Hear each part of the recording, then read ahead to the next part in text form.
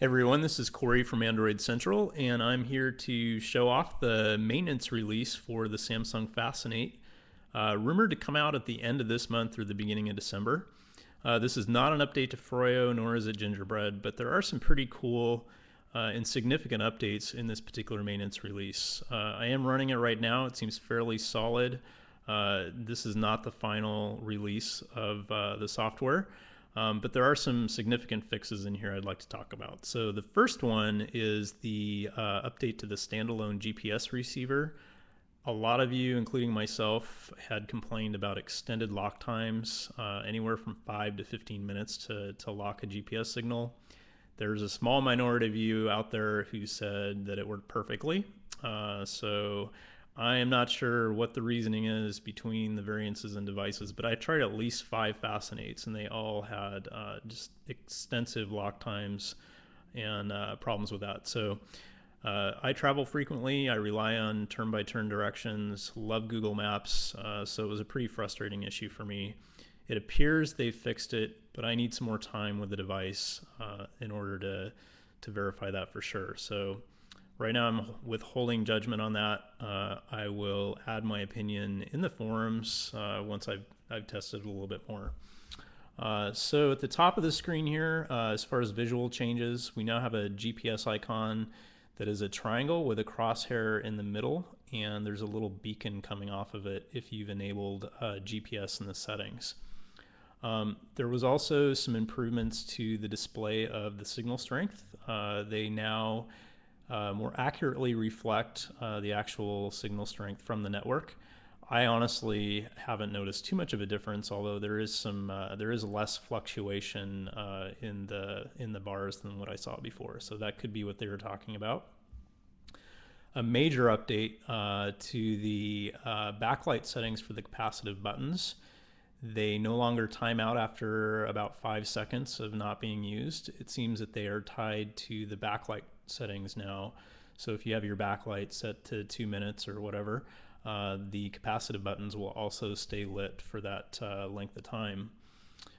Nice feature. I know sometimes when I'm in the dark and I'm trying to find one of those buttons, I'm pretty good about knowing where they're at, but I don't always line my finger up accurately enough to turn them on. So it's nice that those are staying lit. One thing I have noticed, and this could be just a bug, or for lack of better words, in the maintenance release, is that if I use the phone application or I take a phone call, after I hang up, those lights do turn off like they used to, and I have to re-enable those. So I'm not sure if that's something they will resolve or not, but it's one time when those lights did not stay lit up for me. So let's see what else. We have some changes to the email application, the built-in email application, that is.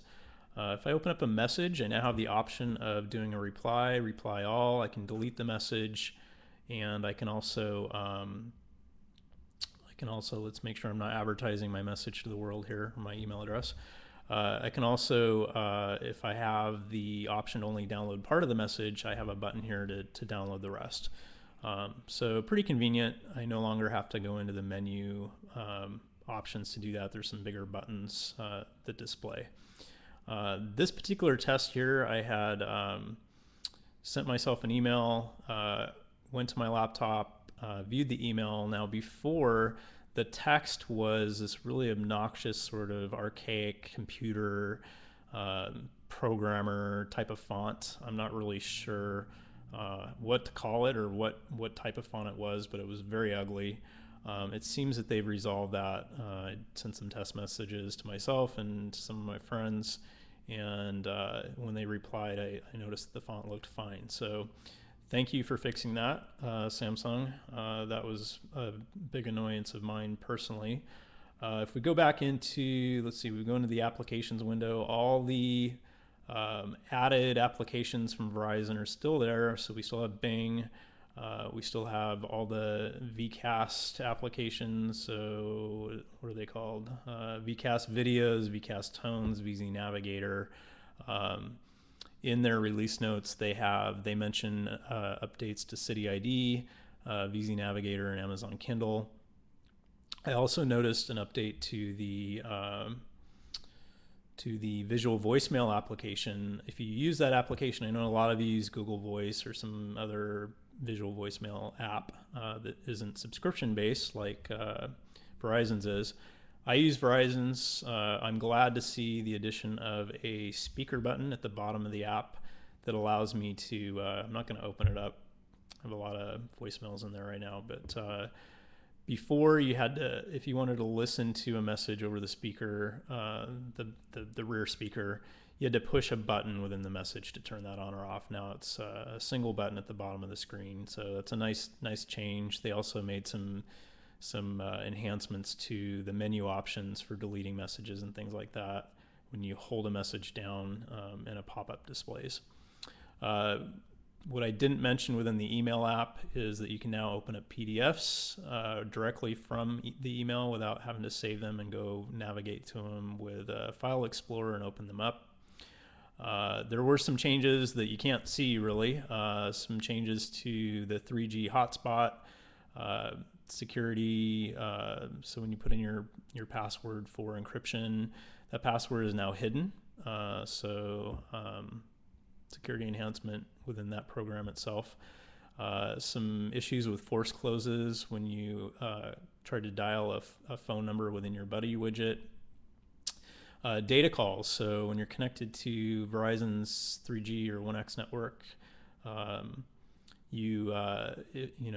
if that connection drops for some reason, it'll now automatically restart itself. I never actually had that problem, but there could have been instances. It does say in some cases that happened to people, so looks like they made some changes and fixes in there. Your phone number and all that information that is stored in the kind of the hidden menus within the phone itself, the programming menus. Apparently that wasn't getting cleared after a factory reset before. If you're about to sell your phone or give it away, it's nice to have all that information cleared after a factory reset, so they fixed that as well. There are about 30 plus changes that appear to be incorporated in this particular maintenance release. So if you want to see the full list of changes, go to the forums. We'll post a link to the thread that contains all the changes for your information. And really, those are the main things. If I didn't already talk about it, there's Skype Mobile. There's also one thing I didn't mention was an update to the Market application. You can now do automatic updating, which is supposedly, from what I understand, that was a Froyo feature. I know some people were seeing this within the Market application on some Fascinates and not others. I don't know the explanation behind that, and I also know that you could download this app and get it installed without waiting for Froyo as well. So I use AppBrain. Maybe this was already there and I just didn't notice it, but I did notice it last night after I installed this maintenance release. So pretty cool feature if you don't want to mess around with manually updating your applications and you just want it to do it for you. And then one last thing, a lot of you had complained about Bluetooth connections inside your cars. It sounds like they fixed those issues with quite a big list of different cars, including anything from the Prius all the way up to different models of the Mercedes. So that's about it. If you want more information, tune into the forums, and I will see you later.